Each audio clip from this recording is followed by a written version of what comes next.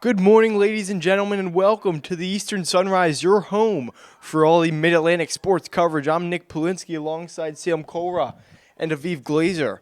First thing we have to go over today is the Orioles-Mariners series recap at Oriole Park at Camden Yards. Orioles took 2-3. Aviv, what'd you see from it? I'm gonna say I saw a great like they started off in that first inning of that first game pretty good, but then it just got very rough.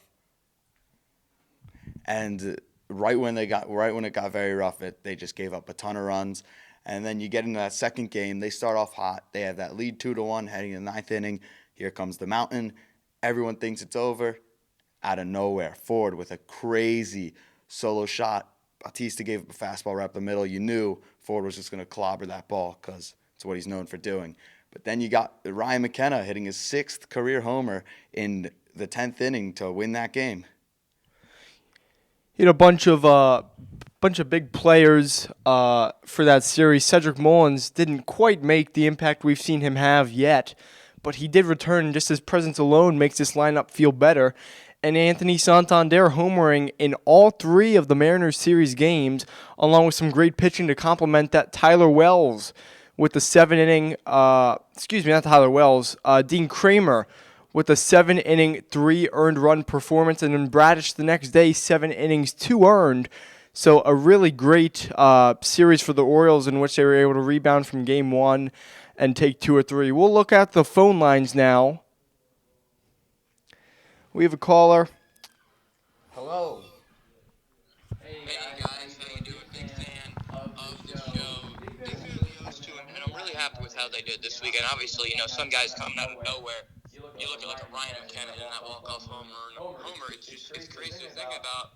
Looking at this Red Series now, they're playing good ball. Maybe slowed up a bit towards the end of that Braves series, but they're playing good ball. So how do you think the Orioles can stop the Reds? How they could stop the Reds? That's a very good question. But on that point, they have Ellie De La Cruz, but with us, we have Adley Rutschman and a lot of other prospects. Of course, Jordan Westberg, who we just called up, had a great night getting a walk, his RBI he had, and scoring a run, also getting his first career hit in the major leagues. So we took that game 10-3. I'm feeling safe about how they can take this whole series, maybe take a series 2-1, or maybe even sweep them. Be very cool if they could. But I think Cedric Mullins will be a big impact for this whole series. Yeah, I think the Orioles pitching is going to be a really key thing in this series. We saw Cole Irvin go 3 innings last night, give up 1 run before the rain delay, so obviously he had to come out.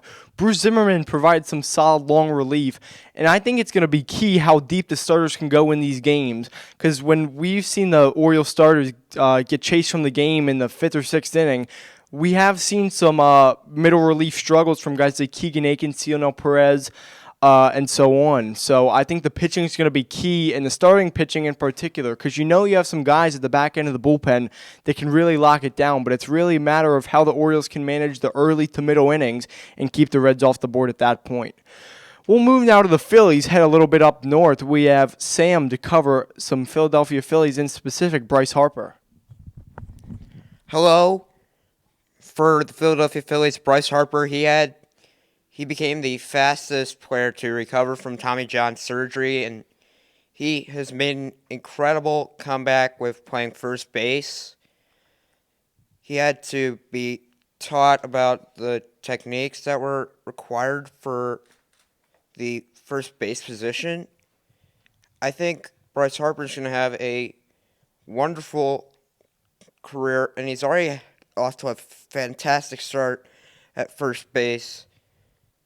And as soon as the Phillies can get their stronger players back, I'm sure that Bryce Harper, along with the other Philadelphia Phillies, will have a strong season, and the Phillies will probably go all the way. Thanks for that, Sam. Now on to some more Orioles coverage. Obviously, we'll talk about the recent call-up of Orioles number 3 infielding prospect Jordan Westberg and how we expect him to impact the team. Aviv, what do you think about it? I think Westberg's going to be an amazing add for this team, and it's going to change this whole look. We finally have another second baseman. I mean, Adam Frazier, very good, but he's been in a little slump recently, so hopefully Westberg will be able to help that.